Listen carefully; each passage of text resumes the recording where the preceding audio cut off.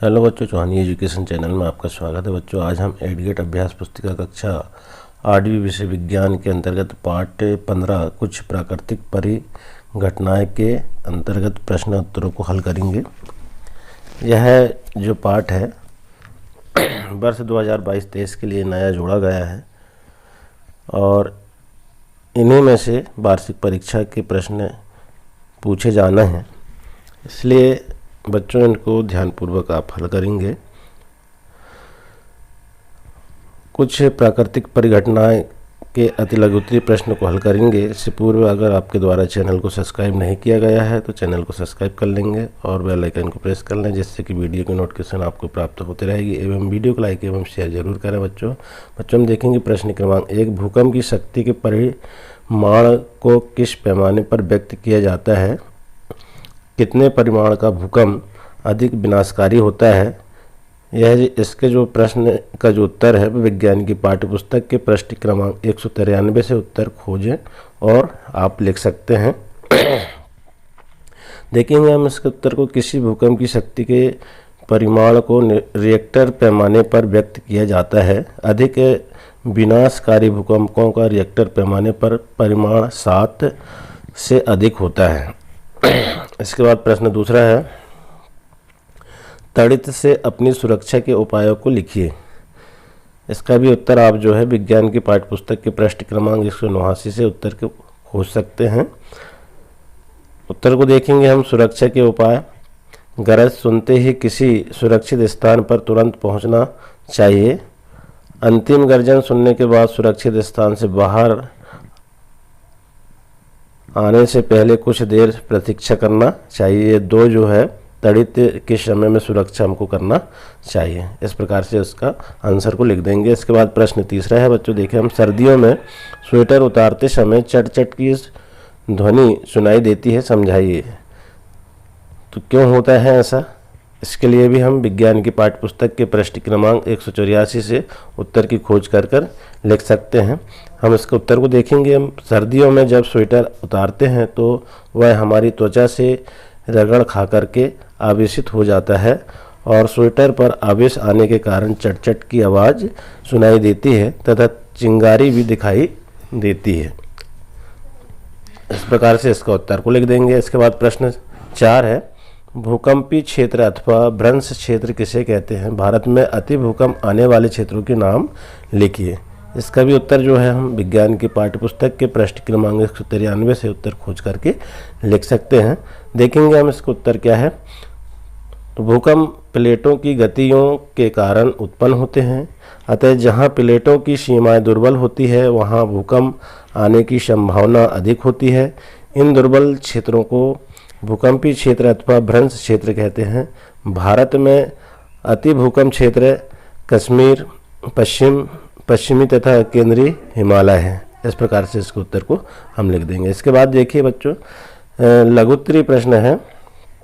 प्रश्न 5, पृथ्वी की संरचना का नामांकित चित्र बनाइए। तो इसको भी हम विज्ञान की पाठ्यपुस्तक के पृष्ठ क्रमांक 192 से खोज सकते हैं और चित्र बना सकते हैं। आपकी सुविधा के लिए यहाँ पर थोड़ा आकर्षक चित्र दिखाया गया है, जिसमें हम बाहरी और आंतरिक संरचना को देख सकते हैं। बाहरी संरचना देखिए आप इस प्रकार से रहती है और आंतरिक देखिए आप, तो आंतरिक में देखिए आप वायुमंडल के ऊपर का भाग भूपटल, ये यहाँ पर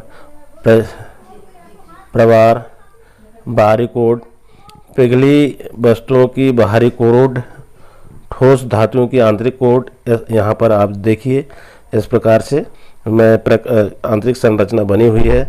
यहाँ पर देखेंगे महासागरीय भूपटल यहाँ पर है और ऊपरी प्रवार महाद्वीपीय भूपटल यहाँ पर। फिर देखेंगे इस प्रकार प्रवार लगातार बाहरी कोड की ओर जाता है। तो इस प्रकार से इस तरह से हम चित्र के माध्यम से पृथ्वी की संरचना को समझ सकते हैं। इसके बाद देखेंगे हम प्रश्न 6वां, भूपट्टी में विक्षोभ कैसे उत्पन्न होता है? विक्षोभ पृथ्वी पर किस रूप में दिखाई देता है? इसको भी हम विज्ञान की पाठ्यपुस्तक के पृष्ठ क्रमांक 192 एवं 193 से खोज करके लिख सकते हैं। तो देखेंगे हम इसमें उत्तर। तो पृथ्वी की ऊपरी परत को भूपटल कहते हैं। पृथ्वी की यह परत टुकड़ों में विभाजित है। प्रत्येक टुकड़ों को प्लेट कहते हैं। ये प्लेट निरंतर गति करती रहती है। जब एक दूसरे से रगड़ खाती है तो इसके कारण भूपटल में विक्षोभ उत्पन्न होता है और यही विक्षोभ पृथ्वी की सतह पर भूकंप के रूप में दिखाई देती है। इस तरह से हम इसके उत्तर को लिख लेंगे। इसके बाद देखेंगे प्रश्न 7। आवेशित गुब्बारा दूसरे आवेशित गुब्बारे को प्रतिकर्षित करता है, जबकि अनावेशित गुब्बारा आवेशित गुब्बारे द्वारा आकर्षित किया जाता है। प्रयोग द्वारा समझाइए। इसको भी हम देखेंगे विज्ञान की पाठ्य पुस्तक के पृष्ठ क्रमांक 186 से उत्तर को खोज करके लिख सकते हैं। क्रियाकलाप हम 15.3 को देख सकते हैं। तो आवेशित गुब्बारा दूसरे आवेशित गुब्बारे को प्रतिकर्षित करता है, क्योंकि दोनों गुब्बारे पर सजातीय आवेश है। अतः सजातीय आवेश एक दूसरे को प्रतिकर्षित करते हैं, परंतु आवेशित गुब्बारा अनावेशित गुब्बारे को आकर्षित करता है और अपने आवेश में से कुछ आवेश दूसरे गुब्बारे को दे देता है। इसलिए आवेशित वस्तु अनावेशित वस्तु को आकर्षित करती है। इस प्रकार से हम इसके उत्तर को लिख देंगे। इसके बाद देखेंगे प्रश्न क्रमांक 8। आवेशों की पहचान करने के लिए आप एक सरल विद्युतदर्शी की रचना किस प्रकार करेंगे, बिंदुवार लिखिए। विज्ञान की पाठ्य पुस्तक के पृष्ठ क्रमांक 187 उत्तर को हम खोज करके लिख सकते हैं। तो यहाँ देखेंगे हम सबसे पहले नंबर 1 में बोतल के मुंह के साइज कुछ बड़ा गत्ते का टुकड़ा लीजिए। इसमें एक छिद्र बनाइए जिसमें धातु की पेपर क्लिप घुसाई जा सके। नंबर 2, एल्युमिनियम की पन्नी की लगभग 4 सेंटीमीटर गुणित 1 सेंटीमीटर साइज की 2 पट्टी काटिए। 3, इन्हें पेपर क्लिप पर लटकाइए। 4, गत्ते के ढक्कन में पेपर क्लिप को इस प्रकार घुसाई कि यह गत्ते के लंबवत रहे। इस प्रकार से हम इसको जो है पहचान कर सकते हैं। इसके बाद देखिए आप दीर्घ उत्तरी प्रश्न 9। तड़ित चालक किसे कहते हैं तथा यह भवन की सुरक्षा किस प्रकार करते हैं, सचित्र समझाइए। तो देखिए आप, तड़ित चालक एक ऐसी युक्ति है जिसका उपयोग भवनों को तड़ित के प्रभाव से बचाने के लिए किया जाता है। किसी भवन के निर्माण के समय उसकी दीवारों में उस भवन की ऊंचाई से अधिक लंबाई की धातु की छड़ स्थापित कर दी जाती है। इस छड़ का एक सिरा वायुओं में खुला रखा जाता है तथा दूसरे सिरे को जमीन में काफ़ी गहराई तक दबा देते हैं। धातु की छड़ विद्युत आवेश को जमीन तक पहुंचने के लिए एक सरल पथ प्रदान करती है। तो इस प्रकार से हम इसके आंसर को लिख देंगे। प्रश्न 10 है, भूकंप से बचने के लिए निम्न स्थितियों में आप क्या प्रयास करेंगे। आ है ऐसे, यदि आप घर में है तो। इसका उत्तर भी हम विज्ञान की पाठ्य पुस्तक के पृष्ठ क्रमांक 195 से उत्तर को खोज करके लिख सकते हैं। देखेंगे हम कौन कौन सी स्थितियां हैं। नंबर 1, किसी मेज के नीचे आश्रय लें तथा झटकों के रुकने तक वहां रहें। अगर मान लो घर में ऐसी भूकंप की स्थिति बनती है तो हम क्या करेंगे, मेज के नीचे आश्रय लें।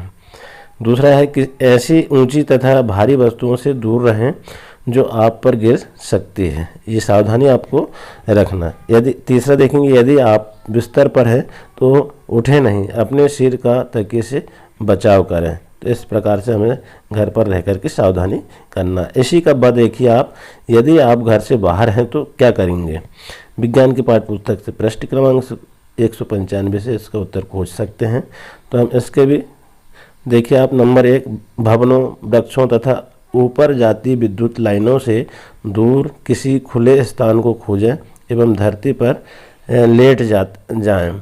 यदि आप किसी कार अथवा बस में हैं तो बाहर न निकलें।